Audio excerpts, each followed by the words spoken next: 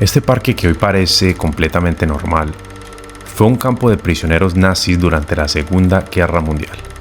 Sí, en pleno desierto de Arizona. Y lo más loco no es eso. Lo más loco es que varios prisioneros lograron escapar. Escaparon en uno de los lugares más extremos de Estados Unidos, sin agua, sin mapas, sin nada. Y durante días, el ejército estadounidense no sabía dónde estaban. Pero lo que encontraron después es lo que casi nadie cuenta cuando habla de este lugar. Para entender lo que ocurrió aquí realmente, tenemos que retroceder a 1944.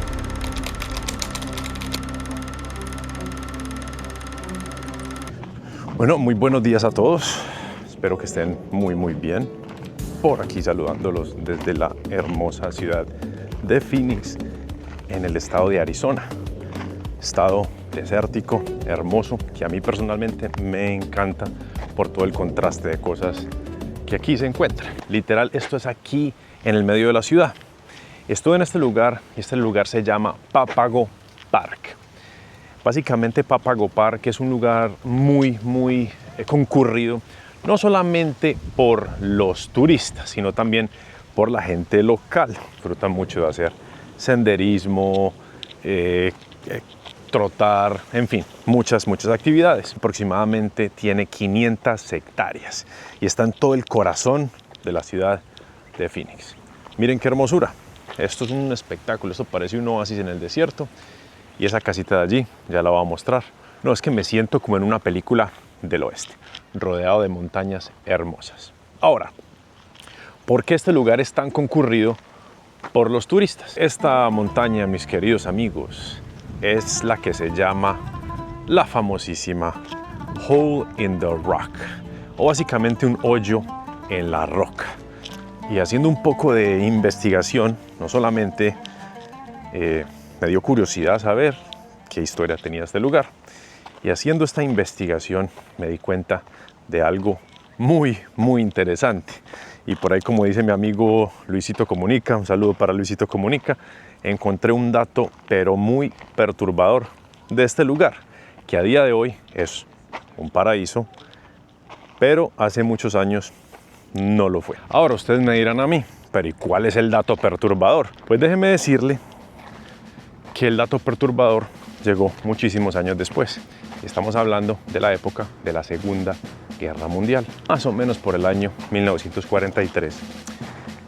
Ya los británicos le decían a los americanos: oiga, mi hermano gringo, dígame usted qué vamos a hacer con este gentío que tenemos nosotros aquí, prisioneros de guerra, alemanes, italianos y japoneses, pero bueno, ese es otro tema. Ya no nos caben. Ya los británicos se habían llevado mucha gente para sus,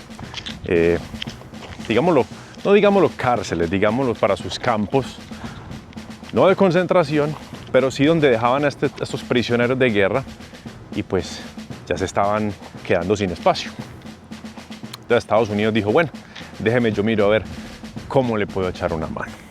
Y Estados Unidos a su vez empezó a traer prisioneros de guerra italianos, alemanes y algunos que otros japoneses, desde Europa hasta Estados Unidos. En esa época estaba en vigor, o no sé si sigue en vigor, pero en esa época se respetaba mucho el Tratado de Ginebra, ya que a los prisioneros de guerra había que tenerlos en condiciones humanas, darles buena comida y sobre todo tenían que tener calefacción.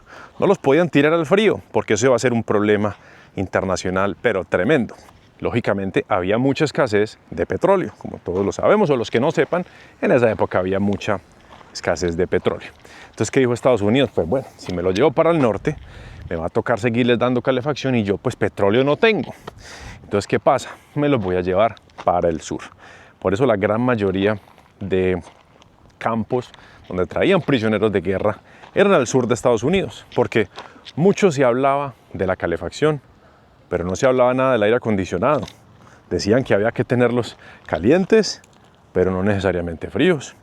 Entonces Estados Unidos dijo: ¡ja! Perfecto, me los llevo para el sur. Y fue aquí, amigos míos, una de las zonas donde Estados Unidos dijo: bueno, vamos a armar acá. Tremendo tremendo lugar para traer a estos amigos de nosotros alemanes y los dejamos acá.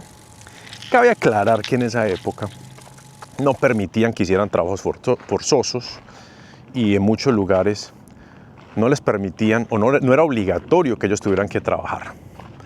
Y si ellos trabajaban, ese mismo Tratado de Ginebra los obligaba a pagarles. Sí, encima que estaban haciendo sus ataques y sus cosas en Europa, si se traían para acá y se ponían a trabajar, había que darles billullo, para que lo sepa.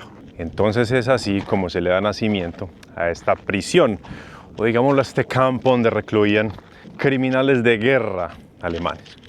Se cuenta que para el año 43, finales del año de 1943, ya habían llegado algunos italianos y uno que otro japonés. Pero para el año 44 ya se estima que llegaron aproximadamente unos 2.500 alemanes. Específicamente prisioneros de guerra, pero de estos temas navales, de barcos, de submarinos y toda esta cuestión. Para enero del 44 llegan los amigos alemanes y un capitán muy famoso de nombre Jürgen Wattenberg. Espero que lo pronuncie bien, yo alemán no sé mucho. Pero este tipo Wattenberg era uno de esos capitanes condecorados. Pero digamos que era un capitán completamente alemán, de los que defendía sus intereses a muerte. Este era de los rangos más altos que habían acá. El campo constaba de 5 barricadas. También se cuenta que a los mismos prisioneros les daban muy buena comida y muchos de ellos llegaban flacos y salían más gordos de lo que entraron. Pero este tipo Wattenberg siempre tuvo algo en la mente y dijo: yo me les voy a abrir de acá. Me voy a ir, yo aquí no me les quedo. Yo no les voy a dar el lujo, yo aquí preso no me quedo. Como se cuenta que en este lugar no los forzaban a trabajar ni en granjas ni en agricultura, pues estaban pasándolo más de bueno. Aquí no tenían ningún afán, solo que de igual manera estaban en el desierto y pues el calor pegaba y duro, y más en la época del verano. Cuenta que más o menos en septiembre de ese mismo año del 44 empezó el complot de Wattenberg y su gente para volarse. Y la forma que se idearon fue que detrás de una de las barricadas, no se sabe bien si era en la parte de las duchas o si era debajo de unos hornos, en cierta forma es que el plan fue empezar a cavar un túnel. Imagínese usted cavar un túnel, ¿cómo lo iban a hacer? Y la forma que se idearon fue que le pidieron unas palas a los americanos y les dijeron: compadre, présteme esas palas y présteme unos picos y unas cositas. Nosotros vamos a trabajar, vamos a construir una cancha de voleibol y vamos a pulir los jardines. Y usted no se preocupe, que yo se la devuelvo todas las noches. Los americanos todos los días iban por las palitas, se las llevaban y al otro día volvían y se las daban. Como esta zona hay una piedra dura, creo que hay hasta granito por acá, los americanos dijeron: aquí no hay forma de que esta gente haga un túnel. Es imposible, es durísimo. ¿A quién se le va a ocurrir hacer una cosa de esas? Pues a mi amigo, el capitán Wattenberg, se le ocurrió y empezó el plan. Empezaron a cavar, ponían turnos nocturnos y la arena lo que hacían era que, como estaban construyendo una cancha de voleibol, se la traían en la ropa, en los mismos pantalones, y la iban botando por la bota y la fueron acomodando en toda esta cancha de voleibol y también le iban esparciendo por ahí. Pasaron desapercibidos completamente. Esto empezó como en septiembre de ese año más o menos, y para diciembre ya el túnel estaba listo. Tenía aproximadamente unos 50 metros de largo y estaba a unos 3 metros de profundidad. Aparte que les daban bastante comida acá y no tenían que ir a arriesgar el pellejo, se quería volar mi compadre. Imagínese usted lo que sería esto acá, 1944. Puro desierto. Usted saber que estaba conquistando el mundo y de repente se encuentra usted aquí, desierto a 50 grados centígrados a la sombra y encima trabajando en campos por ahí o lo que fuera. A pesar de que los alimentaban muy bien, a gran diferencia de otros campos que existían en Europa, que esa historia la vamos a hablar después. Se cuenta que el momento perfecto que escogió Wattenberg y sus amigos, en especial el 23 de diciembre en la noche, cuando había bulla, música y algarabía en ese campo. literal ya cuando estaban trabajando en los últimos detalles, había bulla y lo pudieron hacer sin ser descubiertos en ningún momento. Nunca hubieron sospechas, mejor dicho, fue el plan de escape perfecto. Mucha gente dice que eso ha sido una obra maestra o era que los americanos eran muy sanos, muy confiados, digámoslo así, y en especial de estas mentes que yo siempre lo considero que han sido mentes brillantes, buenas o malas, pero han sido mentes brillantes. Y el 24 de diciembre se dieron a la fuga 25 personas. Se fueron por ese túnel desapercibidos y nadie supo nada sino hasta el otro día. ¿Cómo no se dieron cuenta? Porque los oficiales alemanes llegaron a un acuerdo con los americanos que no los hicieran bajar a tomar lista todo el día, que ellos eran oficiales y no me moleste tanto, hermano, déjeme tranquilo, yo no quiero estar en estas. Lógicamente ese era el plan para ellos poder volarse. Pero llegaron a un acuerdo y dijeron, bueno, vamos a hacer algo. Los sábados no los vamos a molestar, pero en semana sí. Y ese día fue que ellos aprobaron y vea, se volaron. 25 personas a la huida en este desierto hostil, muy hermoso, pero hostil, del suroeste americano. ¿Y cuál era el plan de esta gente? Pues no puedo decir que es muy sencillo, pero el plan de ellos era aproximarse al río Colorado, que atraviesa lógicamente Colorado, Utah y pasa por un lado de Arizona, y ese río los iba a llevar hasta México. Una travesía interesante, ya que también habían diseñado ciertas cosas que los iban a ayudar a flotar y que el río los iba a llevar como en las películas, suavecito, y se iban a ir, llegaban a México, se comían unos buenos tacos y de allá, de alguna forma, volvían a Alemania. Ese era el plan, ese era el pensado de Wattenberg y sus amigos. Lo que ellos no tuvieron en cuenta fue que ese río, de este mismo lugar, de aquí donde hacían este campamento, en esta zona, se encontraba aproximadamente a 200 kilómetros hacia el oeste. No se sabe si fue un error de cálculo o si fue que pensaron que iban a caminar 50 y 100 kilómetros diarios. Lo que sí se sabe es que 200 kilómetros en un desierto, calor de 50 grados en el día, frío extremo en las noches, no iba a ser fácil. Y menos en esa época del año, que ellos hicieron esto en diciembre, en pleno frío, aquí en esta región.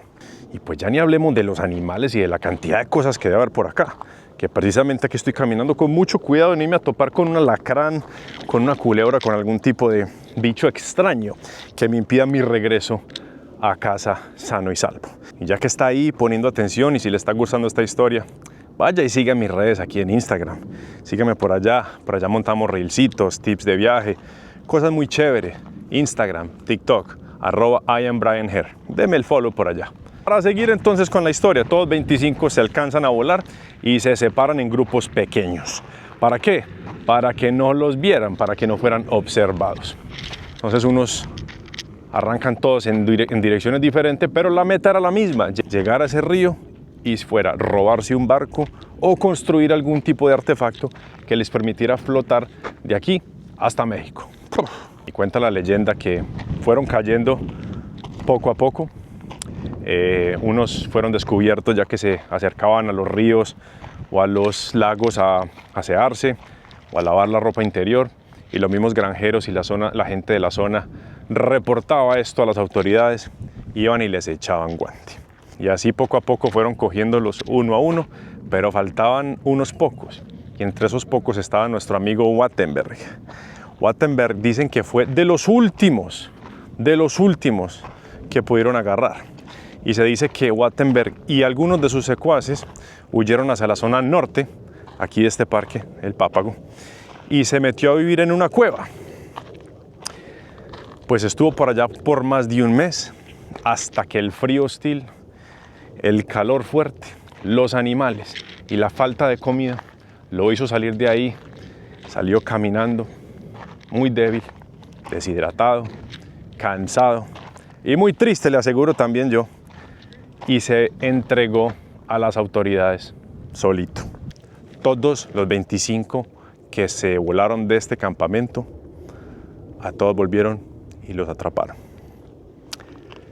Un plan de escape perfecto, digo yo, un plan de escape maravilloso, pero el plan de huida para México, terrible. No consideraron muchas cosas y el mismo desierto les enseñó la lección que todos sabemos, y es que conmigo no juegas.